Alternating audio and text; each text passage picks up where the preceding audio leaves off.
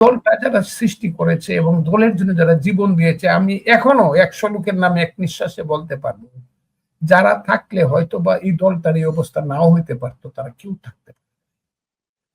এটা হইছে, এই দোষটা উভয় পক্ষের। কিন্তু আপনি একটা কথা আমি বলি, দেখেন তো আজকের যে প্রধানমন্ত্রী, উনাকে তো অনেকে বলে তারুণ্যের প্রতীক। আমি উনাকে তারুণ্যের প্রতীক বলবো না। ৬০ বছরের মানুষ তারুণ্যের প্রতীক না। তবে উনাকে এখনো মনে হয়তো, আমার কথাটা খুব বোঝাচ্ছে।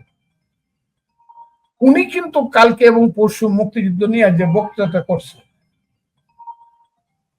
এই বক্তৃতাটা আপনি দেখেন, বক্তব্যটা উনি কি বলছে। বঙ্গবন্ধুর কথা বললো কি বললো না সেটা বড় কথা না, বঙ্গবন্ধুর কথা বলে নাই, কিন্তু উনি বলছে কিন্তু একটি জাতির জন্ম বলছে, যে কথা একটি জাতির জন্ম বলছে, এবং বলছে যে মুক্তিযুদ্ধ নিয়ে এমন কথা বলা ভালো না যাতে মুক্তিযুদ্ধ ছোট হয়ে যায়।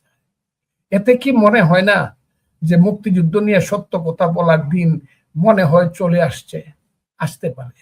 কেন আপনারা আপনারা যা ওই যে যারা তারা যা করছে এখন, তারপরও তো প্রধানমন্ত্রী হিসাবে উনি যে কথাটা বলছে, কথাগুলো তো খুব আক্ষরিক করতে না, প্রকৃত অর্থেই এটা তো ইতিহাসে লেখা থাকবে যে উনি এই কথাগুলো বলেছিলেন। একটু অপেক্ষা করেন।